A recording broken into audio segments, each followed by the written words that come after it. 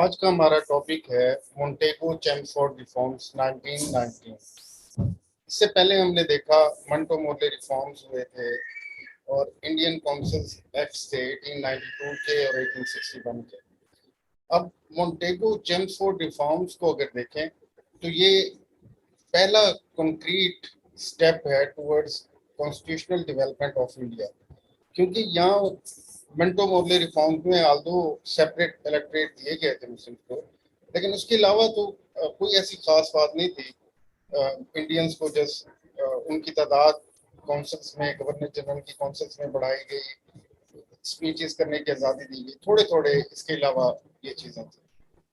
लेकिन अगर देखें 1919 के मोंटेगो चेम्सफोर्ड रिफॉर्म्स को, तो इसमें कई तरह की चीजें इंट्रोड्यूस कराई गई जो कि बड़े कंक्रीट डेवलपमेंट्स थी इंडिया की कॉन्स्टिट्यूशनल हिस्ट्री में। जैसे for example by cameral legislature introduce कराया गया।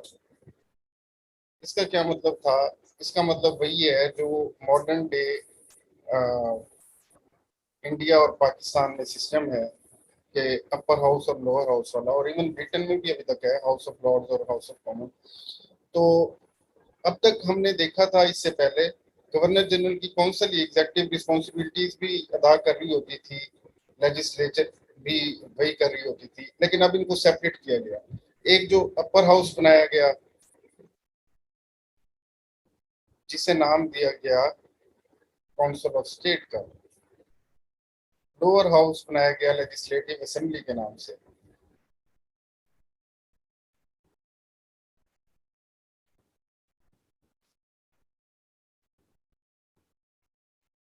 काउंसिल ऑफ स्टेट में 60 मेंबर्स थे, जबकि असेंबली में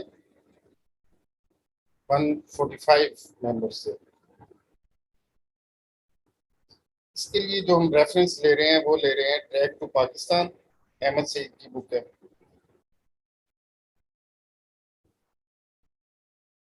इसके अलावा दूसरी बुक जो है वो है constitutional and political history of Pakistan, Hamid Khan की बुक है। बड़ी डिटेल दी गई है इन दोनों किताबों में। तो जो दूसरा बड़ा कंक्रीट और क्लियरिंग फीचर था, वो पहली बार डायरकी का सिस्टम इंट्रोड्यूस कराया गया। अब ये सिस्टम क्या था? इसमें सब्जेक्ट्स डिवाइड कर दिए गए, कुछ सेंट्रल सब्जेक्ट्स और कुछ जो है प्रोविंशियल सब्जेक्ट्स। एक तरह से प्रोविंसेस की पावर को बढ़ाया गया, लेकिन इसमें भी गेम खेली गई, वो हम डिस्कस करते हैं अभी। इसमें क्या किया गया कि जो मेन सब्जेक्ट थे वो सेंटर ने अपने पास रख लिए, उनके सेक्रेटरीज थे प्रोविंसेस लेवल पे भी, वो इन फ्राइज को सरंजाम दे रहे थे। और जो जरा कम पावर्स वाले सब्जेक्ट थे वो प्रोविंसेस को दिए गए। इसमें भी क्या किया गया, इसमें भी एक ये काम किया गया कि प्रोविंसेस के ऊपर जो सेंटर के गवर्नर्स बैठे थे जो गोरे होते थे, उनको अनलिमिटेड पावर्स दी गई। तो एक तरह से प्रोविंशियल असेंबलीज की पावर को कर्टेल किया गया, पावर दे के भी कर्टेल किया गया। अब जो गवर्नर जनरल की एग्जेक्टिव काउंसिल थी, उनको पॉइंट्स अगर बना लें,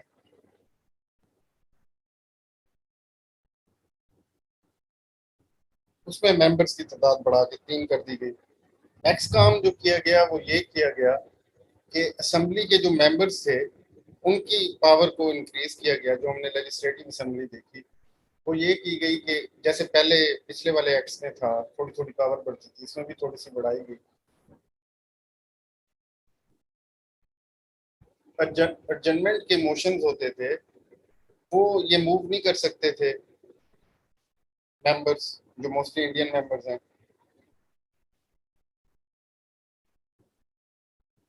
अब वो कर सकते थे 1919 के एक्ट के अंडर।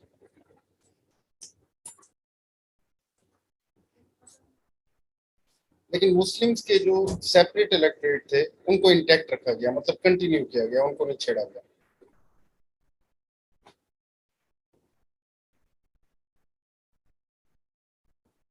एक और जो इम्पोर्टेंट चीज थी वो ये थी कि इंडियंस काफी अरसे से डिमांड कर रहे थे कि जो सेक्रेटरी ऑफ स्टेट है वो क्योंकि ब्रिटिश के इंटरेस्ट को सर्व कर रहा होता है तो उसकी सैलरी ब्रिटिश के एक्सचेकर से या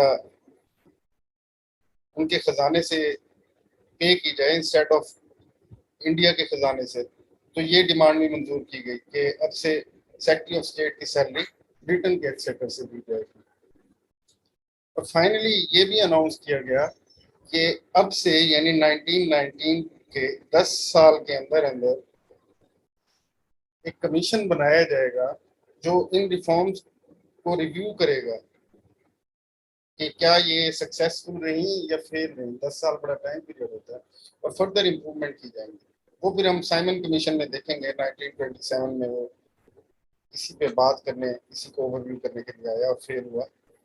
Nehru report I 14 points of guide आए जना तो वो चीज़ें फिर हुई उसके बाद। ये कुछ थे। अगर फर्दर इनको थोड़ा सा इलेबोरेट करें तो ये जो डायरेक्टी का सिस्टम आया 9 प्रोविंसेस में 16 ईयर्स तक। 16 ईयर कहाँ तक बनते हैं 1935 के एक्ट तक। उससे पहले तक ये 9 प्रोविंसेस में ये चलता रहा ये सिस्टम।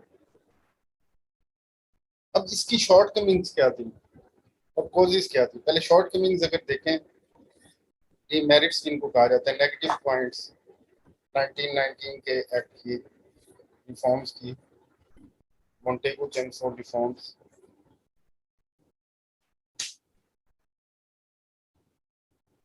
तो इसके फेल होने की कुछ रीजंस थी जो कॉजेज थी वो ये थी कि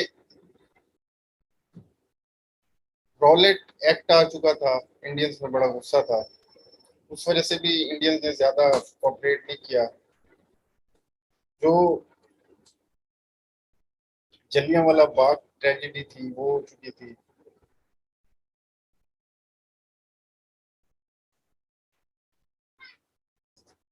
खिलाफत मूवमेंट स्टार्ट हो चुकी थी। होता क्या है कि जो पार्लियामेंट्री सिस्टम होता है इसमें जो मिनिस्टर्स होते हैं वो कलेक्टिवली रिस्पॉन्सिबल होते हैं फेलियर या सक्सेस के। लेकिन इस डायरेक्टी के सिस्टम में हर कोई सेपरेटली रिस्पॉन्सिबल था। ये इसकी शॉर्टकमिंग थी एक। इसके अलावा जो हमने पहले देखा जो डिस्ट्रीब्यूशन थी सब्जेक्ट्स की वो बड़ी अनफेयर थी सेंटर और प्रोविंसेस में। जो मेन मिनिस्ट्रीज थी वो अपने पास रख ली जैसे revenue ministry finance ministry collection की रेवेन्यू कलेक्शन के सारे काम अपने पास स्पेंडिंग के प्रोविंसेस के पास।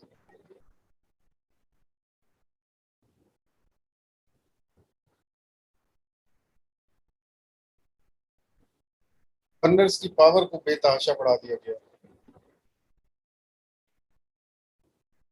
जबकि पार्लियामेंट्री सिस्टम में तो हम देखते हैं कि गवर्नर सिर्फ कॉन्स्टिट्यूशनल हेड होते हैं उनका और कोई रोल नहीं होता।